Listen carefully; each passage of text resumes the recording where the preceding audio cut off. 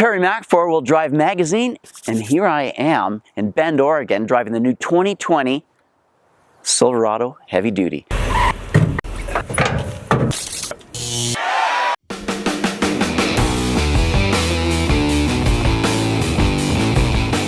We got the 3/4 ton out today, but it's got the new 6.6 liter Duramax engine mated to the 10-speed Allison transmission, and that's what's brand new.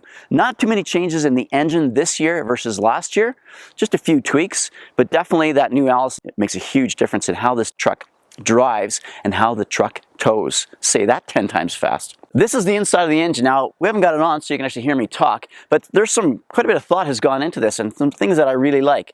There's actually a fair bit of space inside for doing some maintenance if you're the do-it-yourself guy to buy this truck and run it.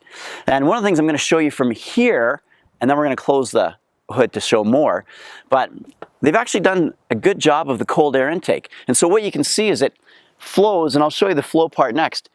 Inside, underneath that shroud, there's a water release over here, and it comes through and drives all that cold, fresh, clean air right down into the cold air intake system. So let me show you what it looks like from outside. All right, this is your cold air intake. Now that's smart to me. Smooth air, cold air. It's not coming through the grill, swirling around, getting heated up, and then going into your cold air intake. It's going in right here. Now the other thing you might notice is I am a towering 5 feet 8 inches tall. And as you can see, this hood is up to my shoulder already. I'm personally going to have to be suspended from the ceiling on a sling in order to get inside the engine compartment. On the whole, I like the look of this, and I know it's personal preference. Some are going to love it, some are going to hate it, but it's bold and it's big and it looks good. The truck actually is a little bit higher than it used to be, so it almost comes with a 2-inch lift compared to the old Silverado, and that's pretty solid. While it's not an off-road truck, you do get some tow hooks in the front end, which is nice. LED lights. I'm not a huge fan of these mirrors. They do have cameras integrated. You get a ton of view down the side of your trailer and your truck.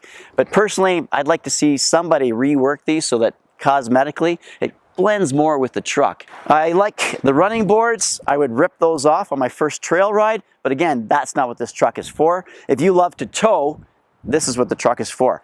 The step here is nice. Again, being 5 foot 8, I need a ladder to get inside here. Some of the 6'4" guys, they make it look real easy. I'm not even going to attempt to throw my leg over.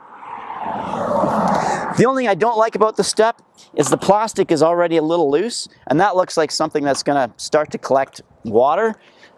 But other than that, it's pretty solid. Most of the features in the bumper you've seen before in the Silverado, including the larger step for work boots and getting in. One of the nice things they've done is they've added quite a few hooks in the back end. So you've got 3 here, 3 in the back corner, and actually they have a sliding track system as well.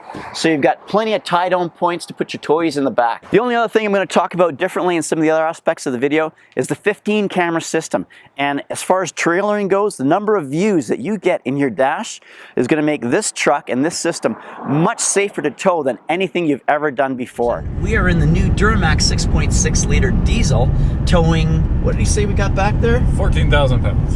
And I'm here with Rich. Rich, what do you do? We have a YouTube channel called DEBOSS Garage where we build our own trucks, and GM thought it'd be a good idea to get me behind one of their new ones. Well, this is pretty cool because actually you swap diesel engines in and out of trucks, so yeah.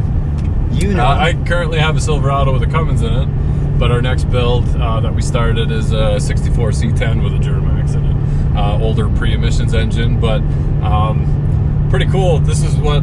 So we do these reviews to see what we're going to be doing 10 years from now when we can afford Right, when we can afford these trucks? When we can afford these trucks. Yeah. Because beautiful truck, but I'm not at that point in my life yet when I can drop this amount of coin that this truck is. So. But tell me, for the people that can actually afford this truck, what do you think so far as coming out of the staging area and hitting the gas? So 15,000 pounds, 14,000 pounds, and GM kind of told us we really want to make it seem like you can't tell if there's a trailer behind you, and I gotta say they've pretty well hit it on the nose. My old 05 with the Cummins in it, I put 10,000 pounds behind it. I know what's back there, but right. Yeah, 900 foot-pounds of torque, an invisible trailer. This is really cool. You really don't know that it's there, so I'm so right off the bat, fairly impressed. So I know we have some anti-sway bars back there, but the truck still feels pretty stable in the back end. Yeah. We've got cameras on there. Keep in mind that we also have professionals hooking up the trailer that have the load placed perfectly over the tires. The truck, I can tell, is squatting just slightly in the back, meaning we have enough weight on the back tires. But a little wiggle, it straightens right back out again. So there is no fix to an improperly loaded trailer, but I'd be happy to cross the country with this and not think twice about towing this. Yeah. So we're doing 70 mile an hour. I'm not sure what the speed limit is. 55. The heads up display is telling me that. I think we're coming up to our first directions here. Turn right on FS 45 at 3.9 miles. What do you think? Well, we're committed now. All right. If not, we're going to see what the turning radius is. So 15,000 pounds. We'll start from a dead stop. We'll just hammer on it. Let's see what happens. The truck does. So this is the new 10-speed Allison. Yes. They were always 6-speed, and there's so many safeties in this that I don't think you can actually hurt the truck. So me, foot to the floor, has and we're at 65.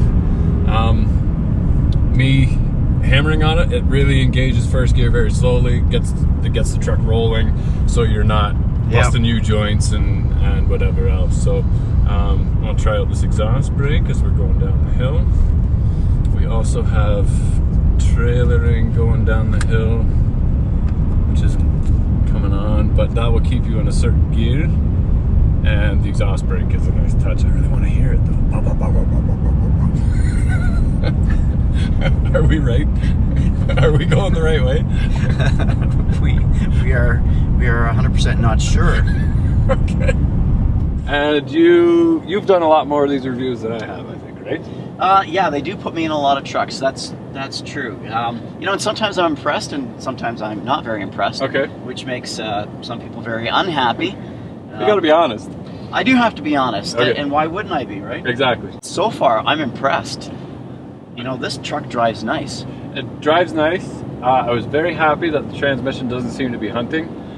My biggest fear with that many speeds is that the transmission's constantly trying to find the best gear to go in, and you don't really notice it unless you're on long drives, and we're in mountains and changing speed and that, but there were a lot of flat roads, and I didn't notice it constantly, piss off. So that's a real plus. Not crazy about these seats. They're a little hard for me. I don't know if that's the new thing. Or maybe it's just because I've been in my truck so much. I love my truck, and it's like these seats aren't my truck seats. From the number of different trucks I've driven, these do seem hard. And I sat in the LT edition of this truck yesterday, and yeah, it feels like they should put a little bit more cloth over that plywood I was sitting on, because it's hard. The High Country is a little bit nicer. Obviously the leather's nice, but yeah, I don't know if I could be in these seats for like an 8-hour drive hauling my RV. Yeah. All right, so I'll drive for a little bit now. Rich, how long are your legs? Like, I'm in the big chair. You can almost reach the pedals. Hang on, I'm going.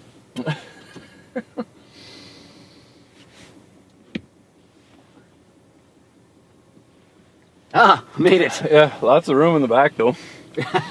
Especially now. So I tow trailers all the time, all my life. Yeah. I've been backing up wagons since I was 13 on Dad's tractors. I'm like, if it had an engine, I've driven it. Sprayers, combines, excavators, transport trucks. You don't pull trailers that often?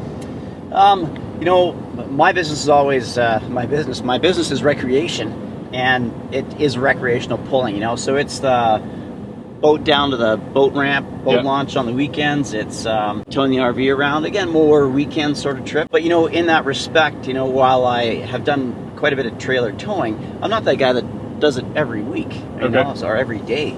And that's why I really appreciate the way this truck drives. You know, for most of us, our truck is our daily commuter, right? So I got to drive this every day. And the fact that I can tow 15,000 pounds and it feels like when I'm not towing, you know, it just makes it such a smooth thing. Makes it comfortable. Yeah. And I think like a lot of people, you know, I usually end up, maybe because it's my daily driver, a lot of half-ton towing in a half-ton truck.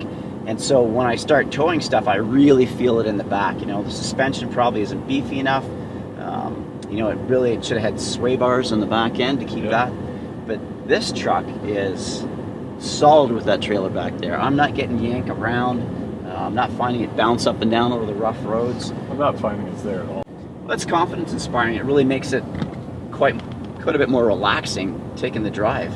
I find it nice that on a long drive, I'd feel comfortable letting somebody less experienced drive it. People like couples, where maybe one partner really is not comfortable towing the trailer because of all the things that are happening out in the back end. Now, you know, behind the wheel here, they're going to feel very comfortable, right? And you've got a backup driver now. Cabin is quiet. There's no buzzy from the dash. The construction seems pretty solid. Yep. Pretty cool that you can see the bikers. You just put your signal on and you can see the camera automatically switches. One of the things they did do well in the truck is, for people that do have to tow, the 15 camera system and the different views you get in there. And you should play with all of that in a parking lot before you get on the road, because it's too entertaining. If you hit something or you scrape the side of your truck or you back into something, it is 100% your fault. But I believe most of these cameras are optional, right? They give you the system in the truck, but you do have to purchase them separately. Yeah. Okay. And now go back to this one. There you go. Which shows us left and right sides of the trailer. And that is actually a slick view where it makes your trailer visible, using that camera mounted on the back of the trailer. So it's actually a split screen or a dual screen. We've got one camera on the back of the tailgate that gives us this part of the view, and then the camera on the back of the trailer gives us this. They stitch them together, and it's an invisible trailer. Yeah, super cool. This is the same interior more or less than the predecessors? Most of the layouts are fairly similar. I think solid enough. Well, sometimes it's like it's chintzy because you grab it and it's So when it's right out of the lot, you don't care. But 100,000 miles later, everything's squeaking and rattling.